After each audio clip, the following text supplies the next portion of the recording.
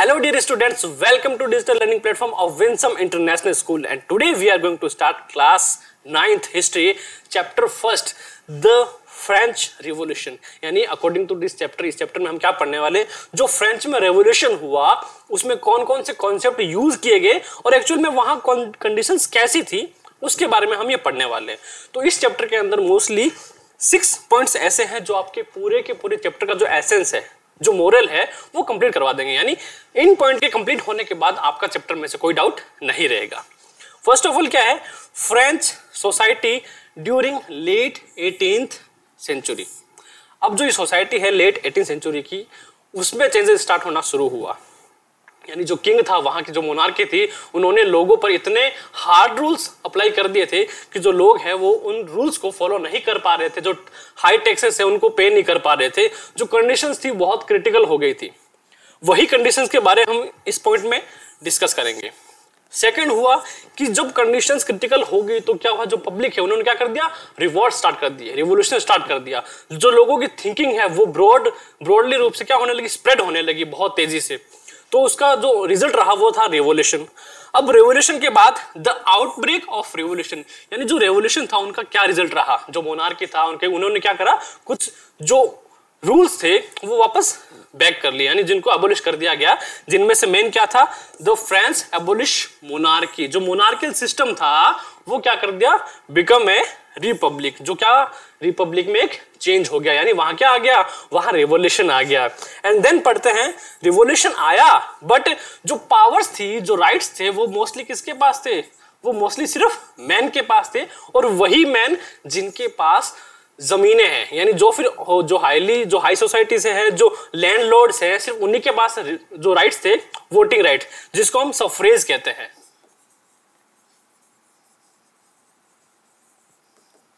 Understand.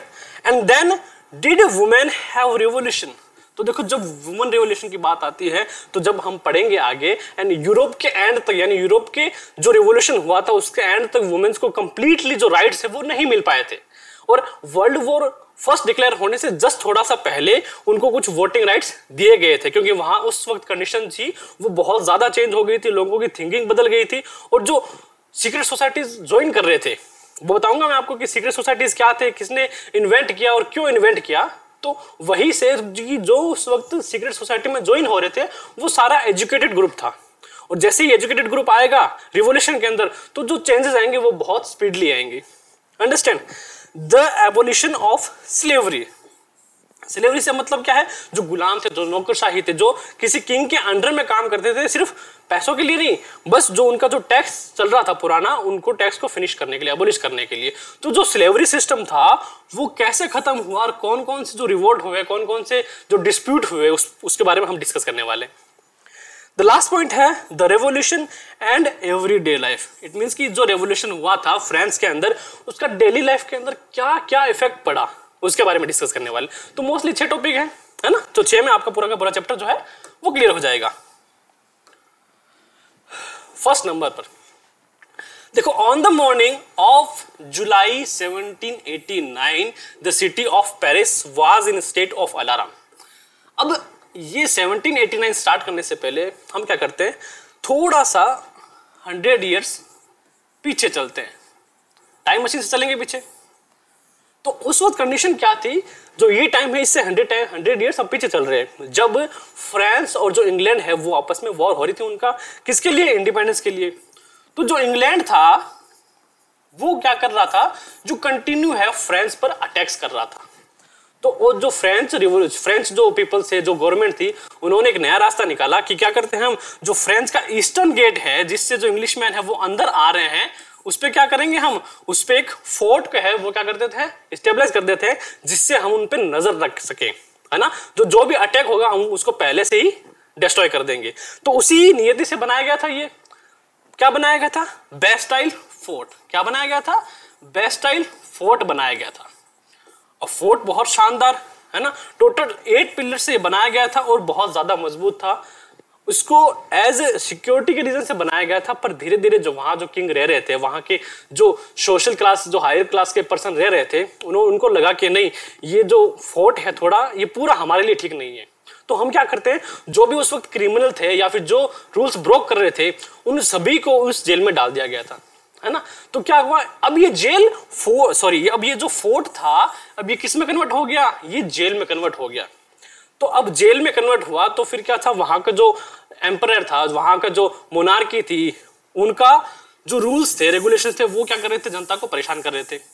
तो अब हमने ये देखा कि ये बनाया क्यों गया था, बेस्टाइल फोर्ट ये सिक्योरिटी रीजन से बनाया गया था। पहले फोर्ट था पर बाद में इसको एज ए जेल कन्वर्ट कर दिया गया, क्योंकि यहाँ का जो अंदर जो लिवलीहुड है, जो अंदर की लाइफ है, वो उन लोगों के हिसाब से जेल की तरह ही थी। स्टार्ट करते हैं। On the morning 14th July 1789 the city of Paris was in state of alarm. मतलब पूरी की पूरी जो पेरिस सिटी, जो फ्रांस का ईस्टर्न साइड है, वो पूरा का पूरा अलार्म में था। मतलब पूरा का पूरा क्या था, फैल चुका था सारा। जैसे कह सकते हो कि वहां कोई रिवोल्यूशन हो चुका था अलार्म के अंदर। मतलब पूरे की सब जगह नाकाबंदी कर दी गई थी, लोगों को जो भीड़ थी वो पूरी की पूरी अलार्म मतलब अलर्ट हो गई थी।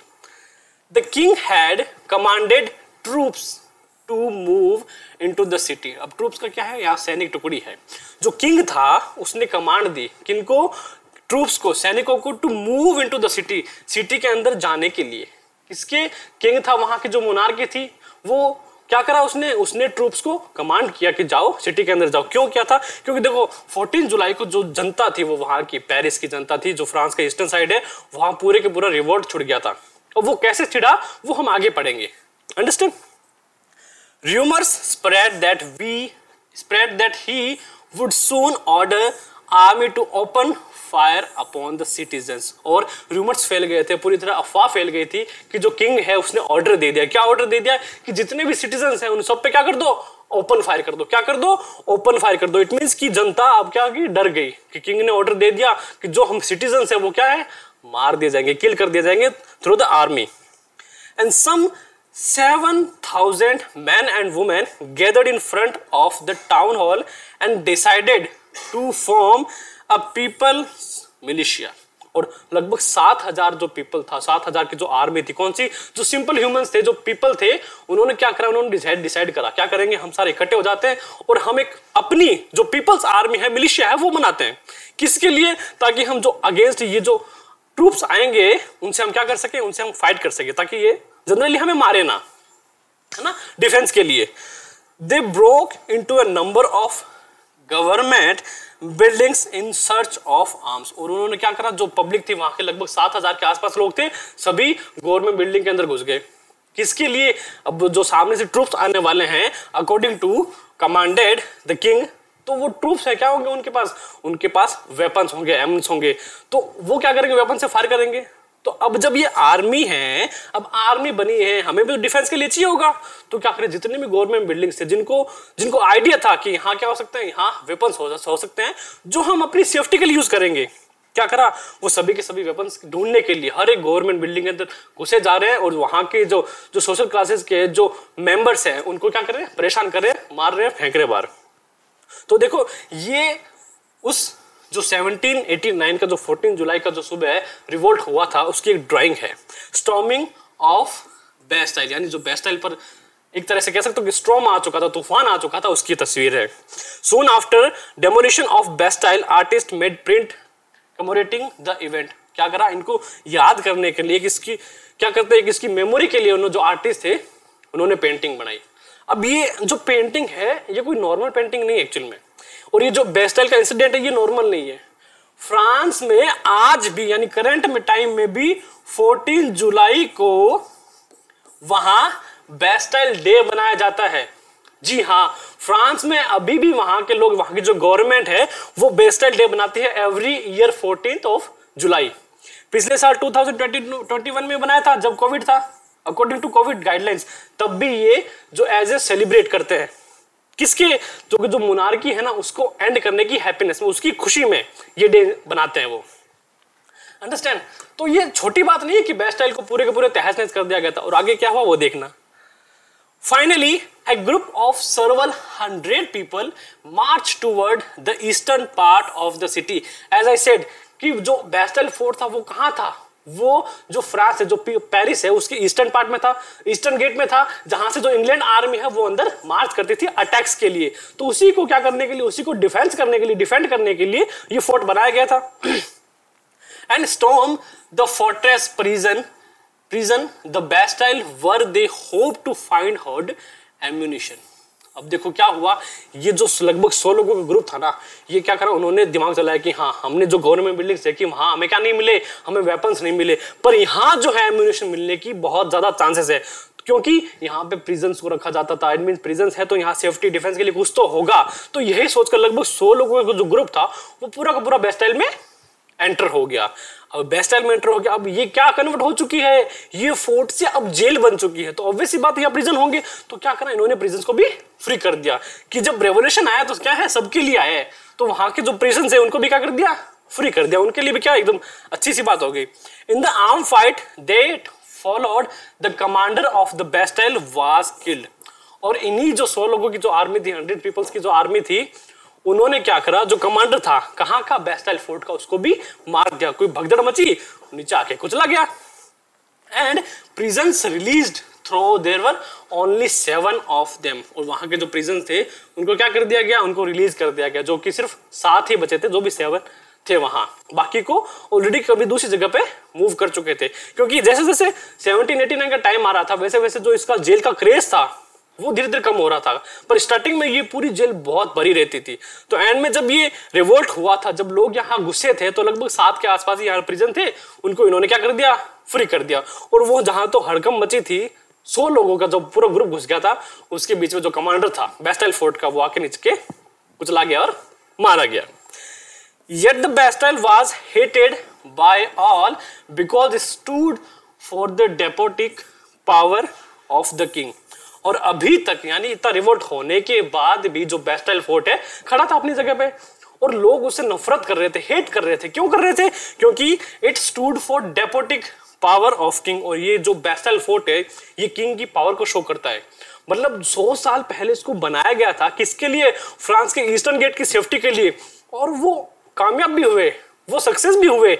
और उस टाइम से इंग्लैंड का कोई ईस्टर्न गेट से क्या नहीं हुआ, अटैक नहीं हुआ। तो ऑब्वियसली बात है, जो वहां के पीपल होंगे वो क्या सोचेंगे, जहां जनता होगी वो सोचेगी कि यार ये तो जो बेस्टाइल फोर्ट है ये क्या है, किंग की जो पावर है ना उसको क्या करता है, शो ऑफ करता है। तो बहुत गुस्सा आ रहा था लोगों को। And the fortress was demolished and stone fragments were sold in the market to all those who wishes to keep a souvenir of its destruction। अब क्या हुआ, गुस्सा आ रखा था जनता को बहुत ज्यादा। बेस्टाइल फोर्ट में घुसे और उसकी ईंट से ईंट क्या कर दी, सारी तोड़ दी। यानी पूरे के पूरे जो बेस्टाइल फोर्ट को उसको बिखेर दिया। सिर्फ उसकी जो नींव होती है, जमीन होती है, उस जमीन में सिर्फ मार्किंग थी उसके, उसे बनाने की, और कुछ नहीं छोड़ा। लोगों ने वहां की ईंट से ईंट लोग लेकर चले गए और क्या करा, उनको मार्केट में अच्छे प्राइस में सोल्ड कर दिया। अब खरीदा किसने होगा, तो खरीदा उन लोगों ने जो क्या करते थे, जो शौक रखते थे कि जो हमारे पास क्या है, हमारे पास एक सिंबल है, किसका, जो बेस्टाइल फोर्ट का डिस्ट्रक्शन हुआ था उसका सिंबल है। और वही सिंबल जो आज भी है, लोग क्या करते हैं, सेलिब्रेट करते हैं वो डे, जो 1789 में जो रिवोल्ट हुआ था, जब लोगों ने बेस्टाइल फोर्ट को पूरी तरह डिस्ट्रॉय कर दिया, उसको, उस डे को रिमेंबर करने के लिए आज भी लोग जो है वो बेस्टाइल डे सेलिब्रेट करते हैं फ्रांस के अंदर, है ना। बहुत सारी आतिशबाजी होती है, पटाखे छोड़ते हैं बहुत। The days that follow saw more rioting both in Paris and countryside।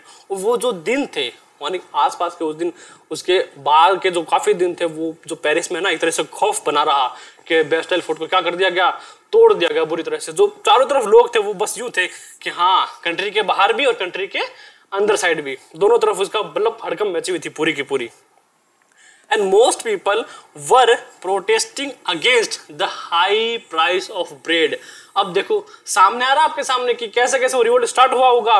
देखो क्या लिखा है, the most people were protesting against the high price of bread। और उनमें बहुत ज्यादा लोग थे, वो क्या कर रहे थे, प्रोटेस्ट कर रहे थे। किसके लिए, जो ब्रेड के प्राइस बहुत ज्यादा हाई हो गए थे। क्यों, बिकॉज ऑफ टैक्स।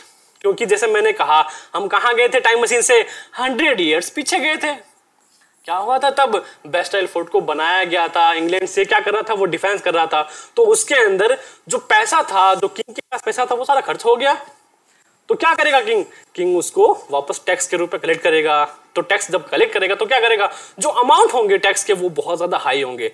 तो जैसे ही टैक्स बढ़ेगा तो क्या आएगी, हंगर हार्डशिप वगैरह स्टार्ट होगी। तो वैसे क्या हुआ, जो ब्रेड के प्राइस थे वो बहुत ज्यादा हाई हो गए, है ना। तो अब क्या है, जब लोग भूखे होंगे तो उनका ब्रेन जो है ना वो बिल्कुल काम नहीं करेगा, तब होगा revolt. Understand? And much later, when historians look back upon this time, they saw it as the beginning of chain of event that ultimately led to execution of the king in France. Thought most people at the time did not anticipate this outcome. और जो अब historians हैं वो क्या करते हैं, study करते हैं हिस्ट्री की, तो वो देखते हैं कि हाँ जो ये सब हुआ था ना, उसके कारण ही जो किंग था उसको क्या कर दिया गया, उसको एक्सक्यूजन कर दिया गया। एक्सक्यूजन मतलब कि उसको फांसी की सजा दे दी गई, क्योंकि जो रिवोल्ट हुआ था वो बहुत ज्यादा भयानक था, बहुत ज्यादा मतलब क्रिटिकल कंडीशंस हो गई थी। मोनार्की तो अब उस टाइम बचने ही नहीं वाली थी।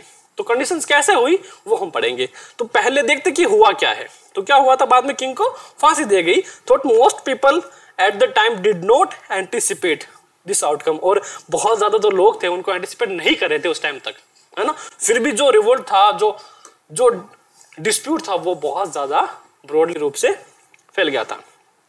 अब देखो हमने क्या पढ़ा, हमने पहले इंसिडेंट पढ़ा, है ना, कि जो 14 जुलाई को आखिर हुआ क्या था। इसी पे पूरा चैप्टर बेस्ड है ना, क्योंकि एंड लास्ट जो फाइनल रिजल्ट था वो बेस्टाइल फोर्ट की क्या था, डिस्ट्रक्शन था। अब स्टार्ट करते हैं कि बात स्टार्ट कहां से होती है। तो चलते हैं लगभग 15 ईयर्स पीछे। In 1774 Louis 16 of the Bourbon family of kings ascended the throne of France. अब जो लुइस 16 था वो क्या करा, बर्बन फैमिली से था, और जो फ्रांस की क्या किंग था, जो ताज था, इसने पहन लिया। मतलब कि जाहिर सी बात है कि 1774 में जो फ्रांस का किंग बना था, कौन बना था, लुइस 16 बना था। सारे काम इसी के करे हुए हैं, देखते रहना। He was 20 years old and married to Austrian princess Mary Antoinette। 20 साल का था, only 20 years old, then he became a king of France। Understand?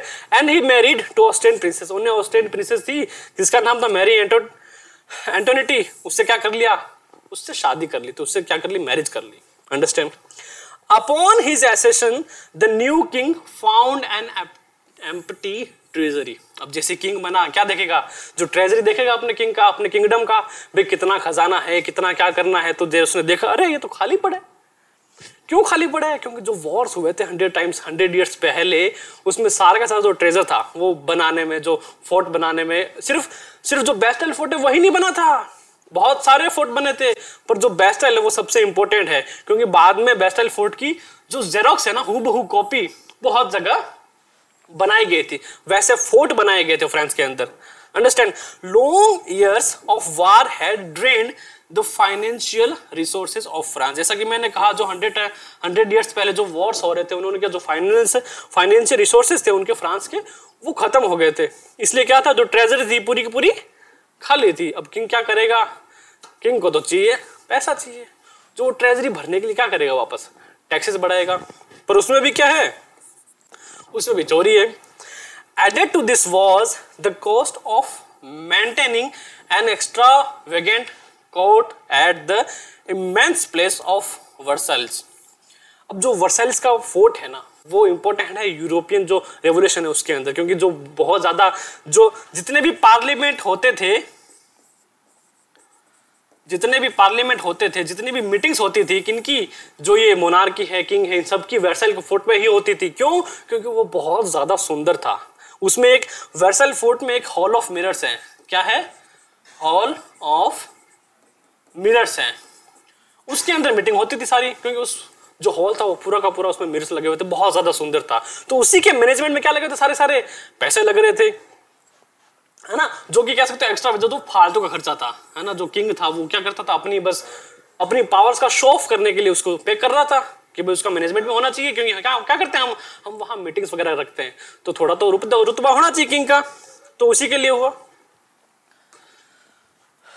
Next है, under Louis 16 France help the 13 American colonies to gain their independence from the common enemy Britain, Britain से आ रहा था। तो क्या करा, जो लुइस 16 है उसने हेल्प करी, किसने, 13 अमेरिकन कंट्रीज की, किसकी करी, 13 अमेरिकन कंट्रीज की हेल्प करी इंडिपेंडेंट में, किससे, ब्रिटेन से, जो कॉमन एनिमी था किसका, फ्रांस का और अमेरिकन का, अंडरस्टैंड। तो उसके अंदर भी बहुत ज्यादा जो ट्रेजर था वो क्या क्या, वो खत्म हो गया, understand. The war added more than $1 billion livers to a debt that had already risen to more than 2 billion livers। अब जो लीवर्स है, जो वहां की उस वक्त की क्या है, करेंसी है। अभी बोल रहे कि जो वॉर था ना, उससे क्या हुआ, उससे लगभग 1 से 10 मिलियन तक जो लीवर्स था वो क्या चल रहा था, कर्ज में चल रहा था, मतलब घाटे में चल रहा था, डेब्ट में हो गया था, and had already risen to more than 2 billion, और वो बढ़कर बाद में कितना हो गया, 2 बिलियन और बढ़ गया था उसके बाद, है ना। तो जो फ्रांस पर जो डेब्ट था वो बहुत ज्यादा बढ़ चुका था, और जो ट्रेजरी थी वो पूरी की पूरी क्या थी, खाली थी। lenders who gave the state credit now began to charge 10% interest on loans. अब जो लेंडर्स थे, जो रिच सोसाइटीज थी, उन्होंने क्या करा, उन्होंने किंग को जो यानी स्टेट के नाम पर क्या दिया था, लोन दिया था, किसको दिया था, पूरे के पूरे स्टेट को दिया था, है ना। तो जब भी, अब देखो यहाँ बात समझने वाली क्या है, जो किंग होता है ना, जो किंग किसी किंगडम, जो कोई भी किंगडम है उसका जो किंग होगा ना, जब वो लोन लेगा ना तो वो अपने नाम पे नहीं लेता कभी भी, वो स्टेट के नाम पे लेता है। जिस किंगडम में वो क्या कर रहा है, एम्परर है ना जिसका, तो उस एम्परर के नाम पे लेता है लोन, और वो लोन कभी भी वो खुद पे नहीं करता, वो वहां की जो पॉपुलेशन है वो पे करती है। और आज भी ऐसे हो रहा है कि अगर प्राइम मिनिस्टर किसी चीज को करता है, लोन लेते हैं, तो वो सिर्फ उनके नाम पे नहीं, वो पूरी की पूरी कंट्री के नाम पे लोन आता है। तो वही सिस्टम यहां था कि जो lenders who give the state credit, जिन्होंने पूरी की पूरी स्टेट को क्या करा था, क्रेडिट जो लोन दिया था, एंड बिगिन टू चार्ज 10%, क्या हो गया, 10% उन्होंने क्या करा, चार्ज करना शुरू हो गया। और ऐसी बात नहीं है कि जो आज की करंट कंट्री है उनमें लोन नहीं है, बहुत सारे हैं, आज भी जो कंट्रीज है बहुत सारी, इंक्लूडिंग इंडिया, बहुत सारा उन पर कर्ज भी है ना, लोन भी है, काफी है, इंटरेस्ट ऑन द लोन। तो क्या करा, जो वहां के लैंड ओनर्स थे उन्होंने 10% चार्ज करना स्टार्ट कर दिया, यानी जो इंटरेस्ट अमाउंट था वो बढ़ा दिया। अब बढ़ा दिया तो सारा का सारा प्रेशर किस पे आएगा, सोचने के जो किंग पर आएगा, पर फिजिकली उनको जो बियर करेंगे ना वो पेन को, वो वहां के पीजेंट्स होंगे, जो लोकल पीपल होंगे, वो वहां को सफर करेंगे। So the French government was obligated to spend an increasing percentage of its budget on interest payment alone.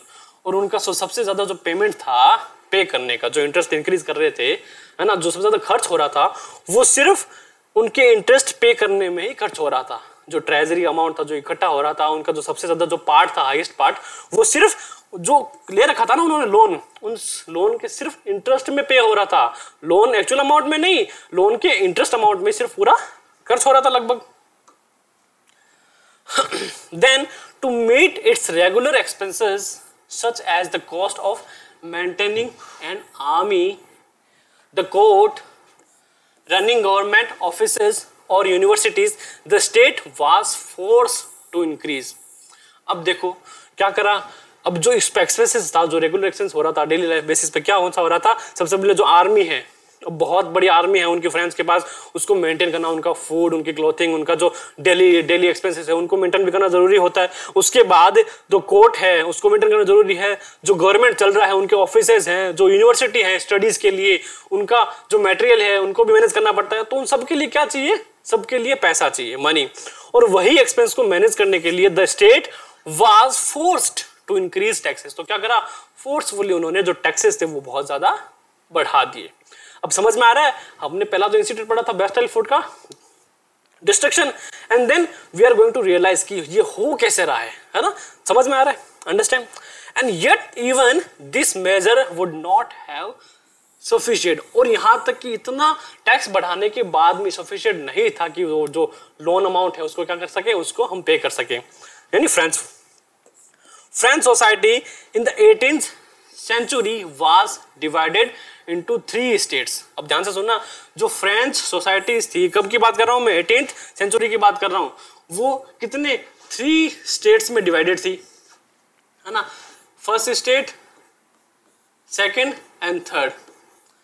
अब जो थर्ड स्टेट है ना, उसके अंदर आते थे सारे लोकल जो पॉपुलेशन है, जो पीजेंट्स हैं, जो स्लेवरी है, और जो फर्स्ट में आते थे क्लर्गी, एंड दूसरे में जो रिच पॉपुलेशन है, जो रिच सोसाइटी है, जिसको हम एरिस्टोक्रेसी भी कहते हैं, वो आती थी पॉपुलेशन। और मजे की बात, जो फर्स्ट एंड सेकंड कैटेगरी है ना, उनको जितने भी टैक्सेस है ना, वो सारे फ्री थे फ्रॉम बर्थ, सिंस बर्थ, मतलब जन्म से ही उनको क्या करते राइट्स मिले थे कि उनको कोई टैक्स नहीं भरना। अब जो सारा का सारा टैक्स का जो प्रेशर है वो किस पे आएगा, वो वहां के जो लोकल बिजनेसमैन है, जो पीजेंट्स है, जो स्लेवरी है, जो लैंडलॉर्ड है, स्मॉल लैंडलॉर्ड है, उन पर आएगा सारा, बस। And only members of third state paid taxes. जैसा कि मैंने कहा, जो सिर्फ थर्ड स्टेट था ना, वही टैक्स भर रहा था। और ये जो थर्ड स्टेट था ना, इसकी पॉपुलेशन, पूरी पॉपुलेशन कितनी थी, 90% थी। पर जो 10% थे ना, वो 90% से बहुत ज्यादा रिच थे, बहुत ज्यादा अमीर थे। The society of states was part of feudal system that dated back to middle ages. यानी जो पहले से चल रहा था इनका feudal system. Actually feudal system क्या होता है, फ्यूडल सिस्टम यह होता है, जैसे देखो मेरा ये किंगडम है ना, द किंग मिस्टर दीपक तंवर है ना, तो यहाँ के किंग है। अब मैं क्या करता हूँ, मैं अपने किंगडम के है ना, अकेला तो पॉसिबल नहीं है कि मैं सब जगह जाऊं उनका टैक्स कलेक्ट करूं। तो मैं क्या करता हूं, मैं मेरे अंडर में ना 5 असिस्टेंट इंक्लूड करता हूं पूरे किंगडम में, सब एक एक जगह, और उनको बोलता हूं कि आपको क्या करना है, आपको वहां से जो टैक्स है वो कलेक्ट करना है। और उसके एज ए सैलरी ना मैं आपको क्या दूंगा, मैं आपको वहां की कुछ जमीनें हैं या फिर कुछ इंपॉर्टेंट जो राइट्स हैं, जो स्पेशल राइट्स हैं, वो दूंगा मैं आपको, है ना। उस टाइम तक सैलरी जो क्या है पैसों में नहीं मिलती थी, वो सिर्फ वहां की जो लैंड ओनिंग है उनको मिलती थी। यानी जैसे कोई पर्सन मेरे पास आया कि सर इतना टैक्स कलेक्ट हुआ है, ठीक है, मैंने कहा बहुत अच्छा, तो आपका जो उतनी जमीन है उसका 30% जो कल्टिवेटेड एरिया है वो आपका। अब चाहे वो जमीन किसी पीजेंट की हो, डजंट मैटर, क्योंकि मैं किंग हूं तो मेरी मर्जी चलेगी। और मैंने क्या करा, उस 100% एरिया में से जिसपे वो टैक्स कलेक्ट कर रहा है उसका 30% मैंने क्या करा, मैंने कहा आप रखो, ऐश करो। तो ये था फ्यूडल सिस्टम। और जो फ्यूडल सिस्टम था उसमें जो लोगों की जो जमीनें थी, जो लैंड था, वो सारा का सारा जो रिच फैमिलीज थी, जो एरिस्टोक्रेट पीपल के लोग थे, उनके पास चली जा रही थी। The term old regime is usually used to describe the society and institutions of France before 1789। और जो फ्यूडल सिस्टम का जो था सारा का सारा वो 1789 तक ही था, उससे पहले था। उससे पहले की जो टर्म है ना, जो हम ओल्ड रेजिम के नाम से जिसको क्या करते हैं हम डिस्क्राइब करते हैं, वो सारी टर्म 1789 से पहले की है। और जब अपन यूरोप में एंटर करते हैं ना रिवोल्यूशन के अकॉर्डिंग, तो वहां पे जब नेपोलियन पहुंचता है तो सबसे पहले क्या करता है, वो फ्यूडल सिस्टम को ही अबॉलिश कर देता है। जिससे क्या होता है, जो जमीनें थी उनकी पीजेंट्स की, वो उनके पास वापस चली जाती है। यानी राइट टू प्रॉपर्टी का जो नेक्स्ट रूल है वो स्टेब्लिश होता है ना। तो बहुत इंटरेस्टिंग टॉपिक है ये, अंडरस्टैंड। चलते हैं नेक्स्ट। अब देखो, जैसे मैंने कहा कि कितने 1, 2 एंड 3 स्टेट में डिवाइड था। पहला कौन था, क्लेर्गी, जो चर्च था, उनके जो पादरी वर्ग थे वो सारा का सारा क्लेर्गी में आता था। एंड सेकंड था नोबिलिटी। इनको हम क्या बोलते हैं, इनको हम एरिस्टोक्रेसी भी बोलते हैं। क्या बोलते हैं, इनको हम एरिस्टोक्रेसी भी बोलते हैं। क्या बोलते हैं, एरिस्टोक्रेसी भी बोलते हैं। ये थी रिच सोसाइटी, जिनको भी टैक्स नहीं कर क्या करना पड़ता था, देना नहीं पड़ता था, वो ये पॉपुलेशन थी। और जो टैक्स पे करते थे वो ये जो थर्ड वाली है सोसाइटी ये करती थी। तो थर्ड स्टेट है, इसमें कौन कौन थे, इसमें बिग बिजनेसमैन थे, मर्चेंट्स थे, कोर्ट ऑफिशियल्स थे, लॉयर्स थे, और सेकंड नंबर पीजेंट्स थे, आर्टिस्ट्स, जितने भी आर्टिस्ट थे वो सारे थे। And then small peasants, landless, labours and servants, जितने भी सर्वेंट्स थे उन सबको टैक्स पे करना पड़ता था। अब सर्वेंट कितना ही तो अर्न करेगा और कितना टैक्स पे करेगा, तो क्या करता था वो धीरे धीरे जो सर्वेंट्स थे उनके वो स्लेव में चेंज हो जाते। यानी उनकी जो पुश्ते हैं वो पुश्ते की पुश्ते क्या करती, जो किंग थी उनको क्या करती थी, सर्विस देती थी without any salary. Understand. Peasants made up about 90% of the population, however only small number of them owned land they cultivated। अब जैसा कि मैंने कहा, जो पूरी की पूरी पॉपुलेशन है उसका जो 90% है वो कौन है, वो सारे सारे पीजेंट्स हैं। मतलब कि उनके पास बहुत कम लोगों के पास जमीन है। सपोज दैट ये 100% एरिया है पूरा का पूरा पॉपुलेशन का, ये पूरी की पूरी सारी क्या है, जमीन है। अब इनका जो 90% है ना, वो क्या है, पॉपुलेशन है, वो इसके 10% उनका जो है जमीन है उनके पास है। यानी जो 10% जो लैंड्स है ना, जो कल्टिवेटेड लैंड्स है वो किसके पास है, वो 90% पॉपुलेशन के पास है, और जो 90% जो बचा ना पीछे लैंड्स, वो इन 10% पॉपुलेशन के पास है, जो उस वक्त तक बहुत ज्यादा अमीर थे, है ना। कोई टेंशन नहीं पैसों की, अगर बेटे खर्च करें ना तो उनकी साथ पूछते क्या करें, आराम से खाती रहे। तो यही वाली बात हो रही थी, यानी जो 90% 90% जो पॉपुलेशन थी वो सारी क्या थी, पीजेंट थी। Only small number of them on land, और उनमें से भी बहुत छोटा ग्रुप था जिनके पास खुद की जमीनें थी, जिनके पास जो पीजेंट्स जिनके पास क्या थे, जिनके पास खुद की जमीनें थी, जो खुद की जमीनें क्या कर रहे थे, कल्टीवेट कर रहे थे, सिर्फ छोटा सा ग्रुप। बाकी जो पीजेंट था वो क्या कर रहे थे, जो किंग है, जो इनके ओनर्स है, उनको सिर्फ सर्विस दे रहे थे। अंडरस्टैंड, जिनको हम टीनेंट्स बोलते हैं, क्या बोलते हैं, टीनेंट बोलते हैं, यानी कि किराएदार। Understand, about 60% of the land was own by nobles. अब देखो जो ये नोबल्स थे ना, इनके पास क्या था, 60% पूरी प्रॉपर्टी का, पूरी फ्रांस का जो 60% लैंड था इन नोबल्स के पास था, यानी जो एरिस्टोक्रेसी सोसाइटीज थी, जो रिच सोसाइटीज थी, उनके पास था। जिनमें कौन आता है, church and other richer member of third state, उनमें से थोड़े से मेंबर जो कौन से हैं, थर्ड स्टेट से हैं, पर वो रिच हैं। जैसा कि मैंने कहा, the small number of them on the land they cultivated, यानी बहुत कम किसान थे जिनके पास खुद की जमीनें थी, और उनमें भी बहुत कम थे जो क्या थे, जो रिच सोसाइटी से फॉलो करते थे, पर वो आते किसके अंदर, थर्ड स्टेट के अंदर आते थे। अंडरस्टैंड, ना तो वो एरिस्टोक्रेसी नोबिलिटी के थे, ना वो क्लर्की थे, पर उनको भी टैक्स भरना पड़ता था। जमीनें हुई तो क्या हुआ, अब 60% में से कुछ जमीन है वो टैक्स भरते थे। Understand, the member of the first two states, that is the clergy and nobility, enjoy the certain privileges by birth. उनको जो प्रिविलेज मिले थे बाय बर्थ, टैक्स नहीं भरने के, वो एंजॉय कर रहे थे मजे से, कि हाँ जो भी अब टैक्स है, जो ट्रेजरी एम्प्टी है किसकी, किंगडम की, वो किसकी टेंशन है, वो किंग की टेंशन या फिर जो लोकल है उनकी टेंशन है, हमें कोई टेंशन नहीं है। क्यों, क्योंकि हमें तो भाई प्रिविलेज मिला बाय बर्थ, हम तो टैक्स नहीं भरेंगे।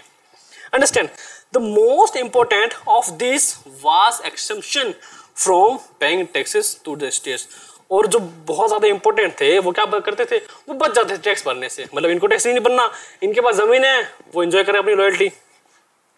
The nobles further enjoy feudal system privileges, और जो नोबल सोसाइटी थी, सेकंड नंबर, इनको क्या मिला था, फ्यूडल सिस्टम। जैसा कि मैंने कहा था, मैं टैक्स करके लाएगा, मेरे पास कोई मैकिंग हो, तो मैंने क्या कर दी, मैंने कहा अच्छा ये लैंड है, ये आपका हुआ, तो उनके पास जो उनका जो अर्निंग थी, यानी उनका जो लैंड ओनिंग थी, वो बहुत ज्यादा बढ़ जाती थी बिना कोई टैक्स भरे, और जो गरीब किसान है वो और ज्यादा क्या हो जाता, गरीब हो जाता, और दिक्कत वहां तक पहुंच गई थी कि लोगों को सिर्फ ब्रेड नहीं मिल रही थी खाने के लिए। This included feudal dues which they extracted from the peasants. अब मजे की बात, जैसा कि मैंने अभी कहा था कि जो फेडरल सिस्टम चल रहा था उसमें क्या करता था, किंग जमीनें देता था। अब जो जमीनें हैं वो किसकी मिलती थी, जो थर्ड स्टेट है उनमें से जिन पीजेंट्स के पास जमीनें थे खुद की, उन्हीं जमीनों में से क्या करना पड़ता था, जो फेडरल टैक्स है वो भरना पड़ता था। किनको, पीजेंट्स को। किनको भरेगा, वो नोबेल को या फिर क्लर्की को, इनको भरना पड़ता था। तो उनकी भी जमीनें गई, and peasants were obliged to render service to the lord. उनको क्या करनी पड़ती थी, जो पीजेंट्स को उनकी जो लॉर्ड है, उनके जो उनके ओनर है, उनको क्या करनी, सर्विस करनी पड़ती थी। टू वर्क इन हाउस, उनके घरों में काम करना पड़ता था। एंड हिज फील्ड, उनके जो कल्टिवेटेड लैंड था उनमें भी क्या करनी पड़ती थी, खेती करनी पड़ती थी। To serve in the army और to participate in building roads, यहाँ तक कि आर्मी को मेंटेन करने में, जो आर्मी की सर्विस करने पे एंड बिल्डिंग, रोड बिल्डिंग करने में भी उनको क्या करनी पड़ती थी, हेल्प करनी पड़ती थी। यानी जो सर्वेंट्स थे उनका कोई फिक्स नहीं था कि कितने घंटे काम करना है, आपको क्या मिलेगा, बस उनको ये डिसाइड था कि आप इनके अंडर में हो, ये आपके लॉर्ड हैं और आपको क्या करनी है, इनकी सर्विस करनी है। Understand, the church too extracted its share of taxes called tithe from the peasants, and finally all member of the third estate had to pay taxes to the state. अब जो चर्च था, पहले tax कौन ले रहा था, अभी देखो जो फीडल सिस्टम में टैक्स कौन ले रहा था, नोबल स्टेट वाले। अब जो चर्च है ना वो भी टैक्स इकट्ठा कर रहा है। किससे कर रहा है, जितने भी पॉपुलेशन है उनसे। किस नाम पर, एक टाइथ के नाम पे जो टैक्स है वो इकट्ठा कर रहा है। कौन कर रहा है, चर्च कर रहा है। चर्च भी टैक्स कर रहा है, नोबल्स भी टैक्स इकट्ठा कर रहे हैं, और जो किंग है वो भी टैक्स इकट्ठा कर रहे हैं। यानी इनको 3 टाइम्स टैक्स पे करना पड़ता था। अब जब 3 टाइम पे कोई लोकल टैक्स पे करेगा, उसके पास बचेगा क्या? कुछ नहीं बचेगा। और वो धीरे धीरे क्या आते हैं, उनकी किंगडम की स्लेवरी में आ जाते हैं। From the peasants and finally all member of the third state had to pay tax to the state. और उसके बाद जो स्टेट था ना, उसको भी टैक्स पे करना पड़ता। तो थर्ड जो मेंबर था पूरा का पूरा, उनको तो बचता क्या? लोग कुछ नहीं बचता। लोगों के पास सारा का सारा जो अर्न करते हैं वो टैक्स में चला जाता, और धीरे धीरे जितनी भी जमीनें थी लोगों के पास वो सारी की सारी अंडर किंग चली गई। This included A direct tax. अब उसमें कौन कौन से थे? डायरेक्ट टैक्स भी था। किसकी बात कर रहा हूं मैं? स्टेट की बात कर रहा हूं। चर्च तो अपना लेता था, क्या लेता था? टाइल लेता था। पर जो स्टेट को टैक्स पे होता था उसमें भी क्या थे? उसमें एक तो डायरेक्ट टैक्स था जिनको टैल बोलते थे, and number of indirect taxes which were levied on article on everyday consumption like salt और टैबको। यानी एक तो सिंपल टैक्स पे करना पड़ता था, ऊपर जो डेली यूजेस की चीजें जैसे कि नमक हो गया, तंबाकू हो गया, जो उस वक्त करते थे कंज्यूम लोग, उस पे भी उनको क्या करना पड़ता था? टैक्स भरना पड़ता था। और ये जो सॉल्ट टैक्स है वो अपने इंडिया में भी लगता था। कहाँ लगता था? इंडिया में भी सॉल्ट टैक्स लगा था, और गांधी जी ने दांडी यात्रा करके वो नमक का कानून तोड़ा था। वो हम पढ़ेंगे। जैसे जब हमारा जो रेवोल्यूशन है वो इंडिया में इफेक्ट होने लग जाएगा, तब हम पढ़ेंगे। Understand? The burden of financing activities of the state through taxes was borne by third state alone।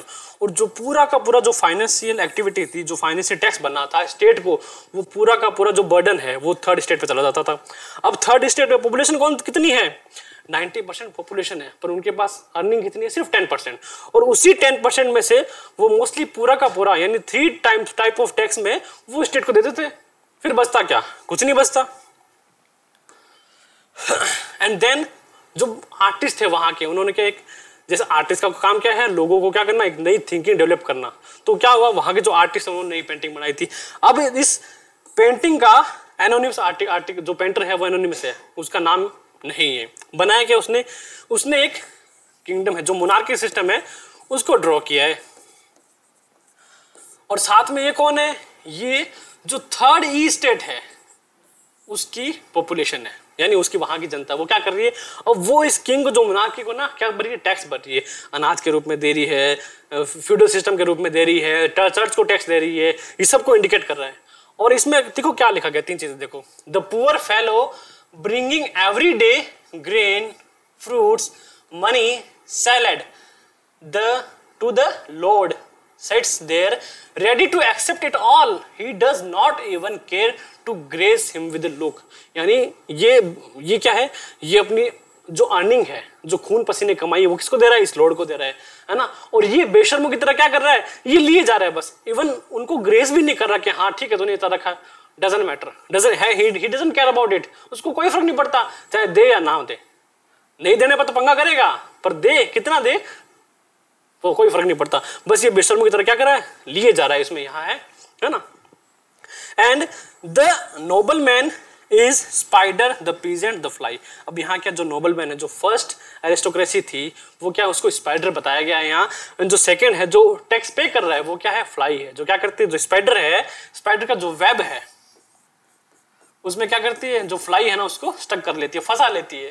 तो वही उसको इंडिकेट करता है ना। जो ये आर्टिस्ट थे उस टाइम के, जो करंट टाइम चल रहा था उसकी जो कंडीशंस थी वो इंडिकेट करते थे अपनी पेंटिंग में। यानी सोचो वो कितने ब्रॉड माइंड के जो आर्टिस्ट रहते थे उस वक्त, उन्होंने जो रियल एग्जांपल है उनको क्या करा था? उनको इंडिकेट करा, उनको शो करा। The more the devil has the more he wants. इसका मतलब इट मींस कि जितना भी आप डेविल को दोगे, शैतान को दोगे, वो उतना ही लेता जाएगा, है ना। तो इस तरह से जो आर्टिस्ट है वो समय का जो सिस्टम चल रहा था उस सिस्टम को इंडिकेट कर रहा है। अब कहीं ना कहीं आप रिलेट कर पा रहे हो ना कि उस वक्त कंडीशन कैसी थी, तो क्यों लोगों ने रिवोल्ट करा। तो बस यही कुछ तरीके थे जो लोगों ने क्या करा, जो रिवोल्ट करा। अभी तक हमने कुछ नहीं पढ़ा है, अभी तक सिर्फ एज ए इंट्रोडक्शन की बात करो। हमने सिर्फ ये देखा है चैप्टर का इंट्रोडक्शन कि उस समय कंडीशंस कैसी थी। अब हम नेक्स्ट स्टार्ट क्या करेंगे, French society during late 18th century, यानी उस वक्त सेंचुरी कैसी चल रही थी, सोसाइटी तो कैसे चल रही थी, आपने देखा आपने। उसके बाद जो नेक्स्ट आएगा रिवॉल्यूशन का आउटब्रेक जो क्या रहा, जो ये कंडीशन पहुंची बेस्टाइल फोर्ट तक, वो सारी कंडीशंस कैसे पहुंची, क्या क्या हुआ था, बहुत it's very amazing topic. Okay, we will continue in next part. तब तक के लिए थैंक यू सो मच।